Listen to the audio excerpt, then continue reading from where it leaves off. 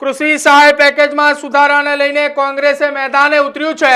સહાય પેકેજમાં સુધારાની માંગ સાથે કોંગ્રેસના પૂર્વ ધારાસભ્ય અને અમરેલી જિલ્લા કોંગ્રેસના પ્રમુખ પ્રતાપ દુધાતે મુખ્યમંત્રીને પત્ર લખ્યો છે।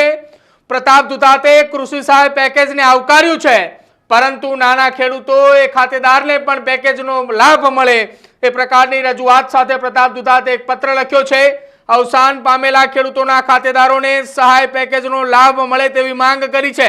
પ્રતાપ દુધાતે કાયદેસરના કાનૂની વારસદારોનો સમાવેશ કરવાની પણ માંગ એ પત્રની અંદર કરી છે। 2 હેક્ટરથી ઓછી ખેતી ધરાવતા ખેડૂતોને આવરી લેવામાં આવે આ પ્રકારની માંગ સાથેનો પત્ર રાજ્યના મુખ્યમંત્રીને લખ્યો છે। લાભાર્થીઓને સહાયના લાભથી વંચિત ન રાખવામાં આવે એ પ્રકારની માંગ પણ અમરેલી જિલ્લા કોંગ્રેસના પ્રમુખ પ્રતાપ દુધાતે કરી છે।